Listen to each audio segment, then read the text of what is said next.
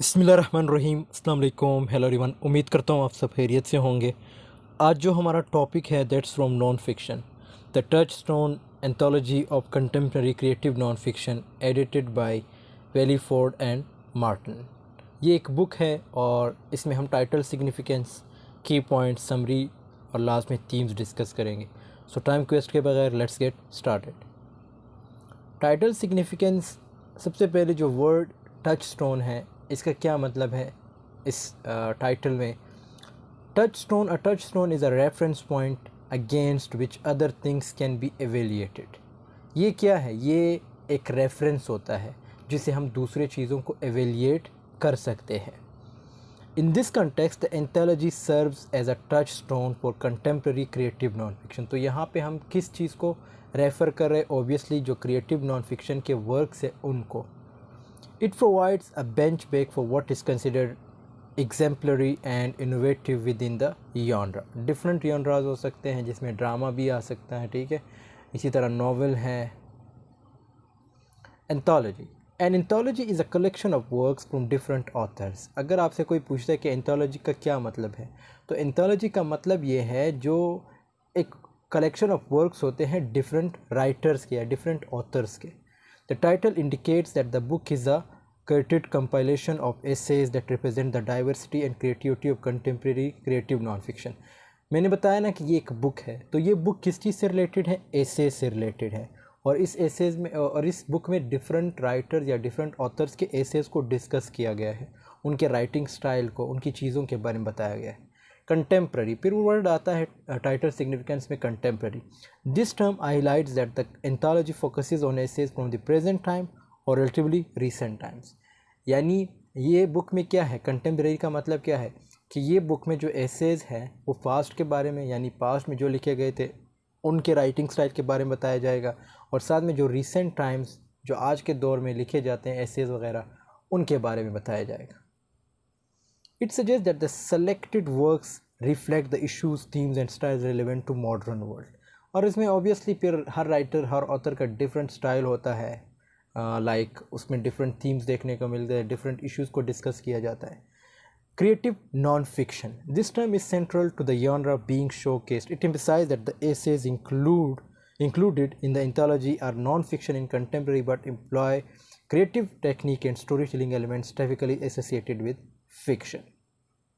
ऐसे क्या है? ऐसे ऑब्वियसली ये क्रिएटिव नॉन फिक्शन वर्क है, ठीक है, जिसमें आप बहुत ज़्यादा मेहनत करते हो इसको लिखने के लिए। तो ये आप इतना इम्पोर्टेंट नहीं है, लेकिन ये जो चार हम मैंने डिस्कस किए ना, जो पिछले दो स्लाइड में और एक ये लाइंस, इस पे ज़्यादा फोकस करें आप लोग। Title as invitation, the title invites readers, writers and educators to explore and engage with the anthology's contents। It suggests that the book is a resource for understanding the evolving nature of creative non-fiction and for discovering the diverse ways in which authors approach the genre। इसमें क्या बताया गया है कि जो हमारे readers हैं, writers हैं, एजुकेटर्स हैं, उनके लिए ज़रूरी है कि ये बुक को पढ़े, इन चीज़ों को एक्सप्लोर करें। वहाँ पे जो टेक्निक्स यूज़ हुए एसेज वगैरह के, पास्ट टाइम में जो अभी यूज़ हो रहा है, ये सारी चीज़ें जो है कहते हैं कि एक रीडर, राइटर और एजुकेटर के लिए ज़रूरी है कि वो इस बुक के लाइक पढ़ सके। की फैक्ट्स, सबसे पहला क्या है हमारे पास? जो पहला फैक्ट है वो है एडिटर। इसके कौन है? इसका फुल नेम क्या है? Lex Williford and Michael Martin are the editors of the anthology. Anthology का मैंने मतलब बता दिया है पिछले स्लाइड में कि डिफरेंट ऑथर्स के डिफरेंट वर्क्स को कंबाइन करना, उनको स्टडी करना, वो एंथोलॉजी में आता है। They are both experience writers and educators, के दोनों जो राइटर्स हैं हमारे ये एक्सपीरियंस्ड और लाइक एजुकेटर्स हैं। उसके बाद है हमारे पास publication date. The anthology was first published on 7 October 2007। और उसके बाद है एक पब्लिशर, इसका जो पब्लिशर है ये कंपनी है, ठीक है। It was published by Touchstone an imprint of Simon and Schuster, a well known publishing company. ये ISBN, ये एक इंटरनेशनल स्टैंडर्ड बुक नंबर होता है, ये पूरा एक एब्रीवेशन है, इंटरनेशनल स्टैंडर्ड बुक एब्रीवेशन, ये नंबर है उसका। Contents, the anthology contains the diverse selection of creative non fiction essays from various authors showcasing different styles, themes and. ये पॉइंट मैंने पहले भी बताया कि इस बुक में क्या है, डिफरेंट ऑथर्स के डिफरेंट एसेस को जो है उठाया गया है, उनको कंपेयर किया गया है, उनके बारे में बताया गया है, उनके स्टाइल, उनके थीम्स और डिफरेंट चीज़ों के बारे में बताया गया है. Authors, the anthology features contributions from a range of established and emerging authors within the creative non-fiction. और राइटर्स से ऑथर्स में डिफरेंट ऑथर्स जिसमें आ जाते हैं, ठीक है, जिन्होंने एसेस पे काम किया है. बाकी ऐसे क्रिएटिव नॉन फिक्शन पे ऑलरेडी मेरी 15 वीडियोस बनी है, उसमें मैंने एसेस के टाइप्स को भी डिस्कस किया है. सो आप मेरे चैनल पे जा सकते हैं, वहाँ एक पूरी प्लेलिस्ट बनी है क्रिएटिव नॉन फिक्शन के नाम से. उसमें जो टॉपिक आपको इम्पोर्टेंट लगता है या आपके कोर्स कंटेंट में है उसको ज़रूर वॉच कीजिएगा. Size. The anthology is available in various formats including paperback and digital editions. ये लाइक कहते हैं कि अब सिंपल कहेंगे कि हार्ड फॉर्म और सॉफ्ट फॉर्म दोनों में मिलते हैं.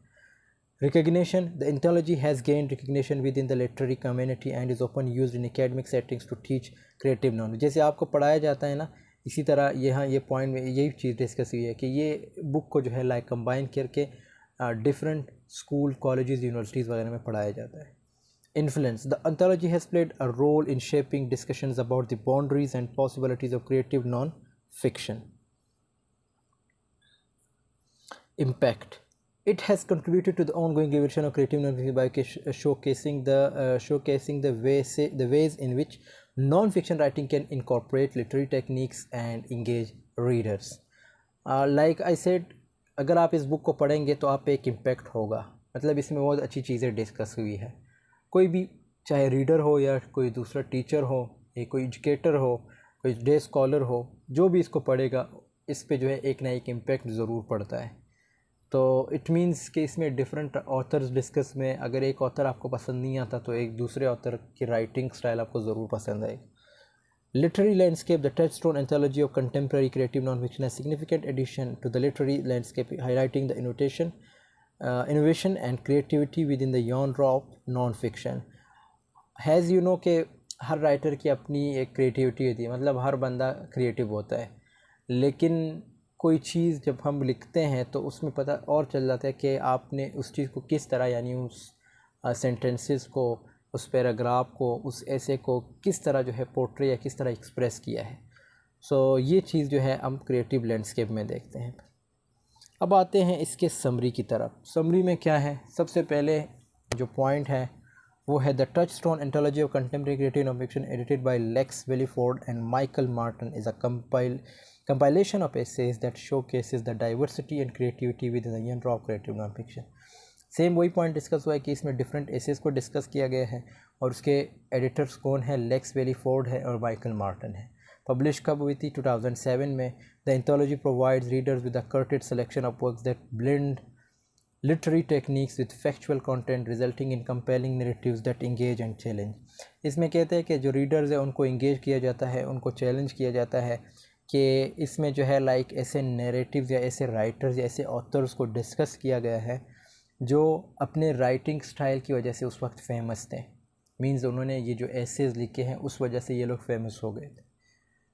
The anthology's title Touchstone suggests that it serves as a reference point for evaluating contemporary creative non-fiction. Touchstone word हमने पिछले स्लाइड में भी डिस्कस किया. इसका मतलब ये कि हम जो डिफरेंट जो रेफरेंस होते हैं यानी डिफरेंट वर्क्स के, उसको हम एवेलिएट करते हैं. ठीक है, अब डिफरेंट वर्क्स यहाँ से क्या मुराद, इट मीन्स एसेज की बात हो रही है. डिफरेंट एसेज है उनको हम एवेलिएट करते हैं. The collection is carefully curated to represent the best and most innovative works in the genre.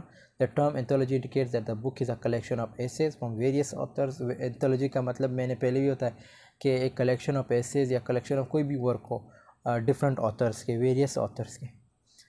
Offering a cross section of voices and style. इसमें मतलब हर बंदे का अपना एक स्टाइल डिस्कस हुआ है. मेरा लिखने का स्टाइल डिफरेंट होगा, आपके लिखने का स्टाइल डिफरेंट होगा. सेम टू सेम ये जो ऑथर्स हैं इनके भी लिखने का स्टाइल डिफरेंट है. One of the key features of this anthology is its focus on contemporary creative non-fiction. The essays are drawn from modern times reflecting the issues. इसमें ये बताया गया है कि ये जो बुक है इसमें लाइक पास्ट के जो एसेज हैं उनको भी डिस्कस किया है, प्रेजेंट के, और फिर इसको जो है कंपेयर किया गया है मॉडर्न वर्ल्ड के साथ. ठीक है, तो ये सारी चीज़ें जो हैं इस बुक में डिस्कस हुई है और उन कम्प्लेक्सिटीज़ के साथ लाइक कंपेयर किया गया है. Creative non-fiction is at the heart of the anthology's mission. The essays within this collection go beyond traditional nonfiction by incorporating creative elements commonly associated with fiction. This includes the use of narrative techniques, vivid descriptions, dialogue, and even elements of storytelling. The blending of fact and artistic expression results in essays that are both informative and captivating. यानी इसमें जो essays discuss हुए हैं वो like common essays नहीं है, उसमें बहुत सी इंफॉर्मेशन है, बहुत सी कैप्टिवेटिंग लाइक एक किस्म के हम कैसे फ़ीचर हैं, ठीक है।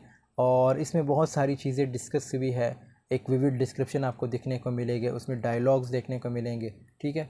और बाकी एसेज के डिफरेंट टाइप्स होते हैं। अब एसेज के डिफरेंट टाइप्स पे मैंने बताया ना कि मेरी ऑलरेडी वीडियोस बनी है, उसको आप लोग वॉच कीजिएगा, उसमें आपको बेहतर पता चलेगा। एसेज के आई थिंक 15 to 20 टाइप्स होते हैं।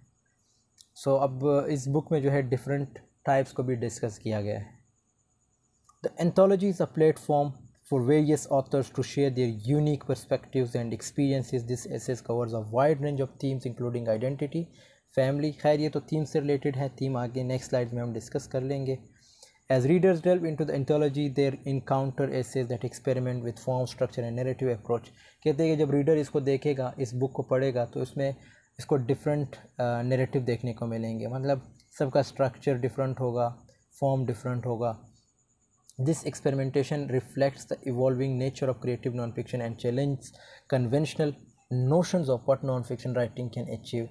The anthology encourages readers to explore the boundaries of the genre and consider the myriad ways in which creative expression can be integrated into non-fiction.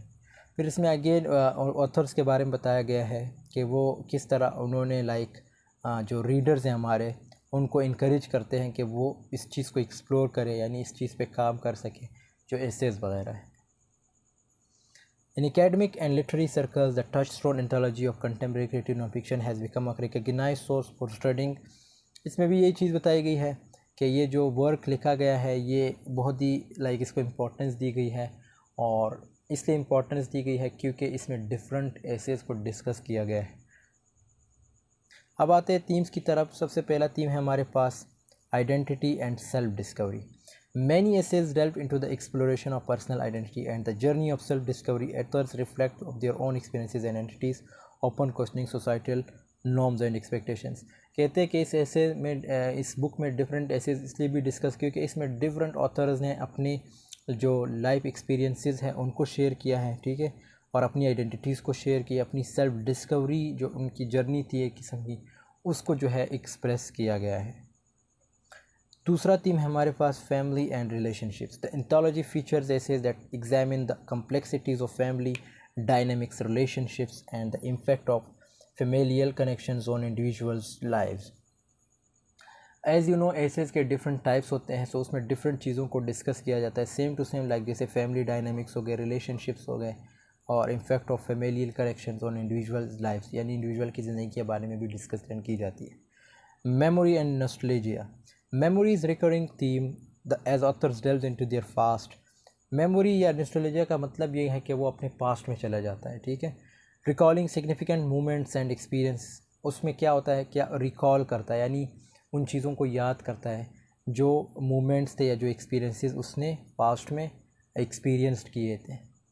Nostalgia often accompanies these reflections, evoking emotions tied to the passage of time. अच्छा, यहाँ पे देखो एक किस्म का differentiate भी किया गया है। नॉस्टैल्जिया का और मेमोरी में क्या फ़र्क है। मेमोरी में ओबियसली आप डायरेक्ट पास्ट में चले जाते हैं। नॉस्टैल्जिया क्या है, सपोज़ आप यहाँ पे बैठे हैं, आप कुछ ऐसा महसूस करते हैं, आपको लगता है कि यार ये चीज़ जो है मेरे साथ पास्ट में भी हुई थी। मीन्स आप पार्क में बैठे हो, आपको कोई ऐसा बेंच नज़र आता है, आप देखते हो कि यार सेम टू सेम यही बेंच जो है मैंने पास्ट में देखी थी। सो इट मीन्स ये सिचुएशन को क्या कहा जाता है, नॉस्टैल्जिया, ठीक है। और मेमोरी में क्या होता है, मेमोरी में सेम टू सेम आप डायरेक्ट पास्ट में चले जाते हैं, आपके सामने कोई बेंच चेंज नहीं होती, आप डायरेक्ट बस पास्ट में चले जाते हैं। सो ये बहुत ही खूबसूरती से जो है अब यहाँ पे एक और चीज़ डिस्कस भी है नॉस्टैल्जिया की, ये इससे जो है आपके इमोशंस जो इवोक होते हैं, ठीक है, with the passage of time. Culture and society. Essays addresses cultural diversity, societal issues, and the influence that shape individuals within a larger cultural context. They provide insights into the ways culture and society impact personal perspectives. फिर जो भी essays होते हैं उसमें obviously culture और ऐसे society की भी बात की जाएगी। सोसाइटी से मुराद लाइक सोसाइटल जो इश्यूज़ होते हैं उनको डिस्कस किया जाएगा उस ऐसे में। सपोज़ आपको ये कहा जाता है कि आपने ऐसे लिखना है लाइक फ़ीमेल से रिलेटेड, फ़ीमेल की एजुकेशन से रिलेटेड। सो आप क्या करेंगे, आप सोसाइटीज़ को भी रिप्रेजेंट करेंगे, उसमें आप डिफरेंट कंट्रीज़ को रिप्रेजेंट करेंगे। लेकिन आपका मेन इशू अगर आपको ये कहा जाए कि आपने अपनी सोसाइटी के बारे में लिखना है, so it means it's one kind of essay and it's all about your society and the topic is the problem of female education in your society. Nature and environment. Some essays focus on the natural world, reflecting on humanity's relationship with nature, environmental concerns, and the beauty of the natural landscape. As I said कि essays के different types होते हैं, so इसमें आप different चीज़ों को discuss करते हैं। आप नेचर को भी डिस्कस कर सकते हैं, नेचर के बारे में बता सकते हैं कि भाई नेचर में ये हो रहा है, नेचर को जो है तबाह किया जा रहा है, नेचर में जो ये इम्प्रूवमेंट आ रही है, ये चीज़ होनी चाहिए। तो ये सारी चीज़ें हम डिस्कस करते हैं। Personal growth and transformation. The anthology includes essays that chronically personal growth, transformation and the lessons learned from life challenges and experience. कहते हैं ये बुक पढ़ने से आपकी जो एक पर्सनल ग्रोथ भी होती है, आपकी एक किस्म की ट्रांसफॉर्मेशन होती है, क्योंकि इसमें डिफरेंट चीज़ें डिस्कस हुई है, डिफरेंट लेसन्स बताए गए हैं जिन्हों या डिफरेंट एक्सपीरियंसेस को शेयर किया गया ऑथर ने, जो वो एक्सपीरियंस करके जो उन्होंने सीखे हैं। तो ये सारी चीज़ें जो है इसमें डिस्कस, इसी तरह इससे जो है आपको एक किस्म की ट्रांसफॉर्मेशन मिलती है, आपकी पर्सनल ग्रोथ होती है। तो this was all about today's. I hope आपको ये वीडियो पसंद आई तो ज़रूर लाइक कमेंट शेयर कीजिएगा। मिलते हैं नेक्स्ट वीडियो में, तब तक के लिए अल्लाह हाफिज़, टेक केयर ऑफ़ योरसेल्फ।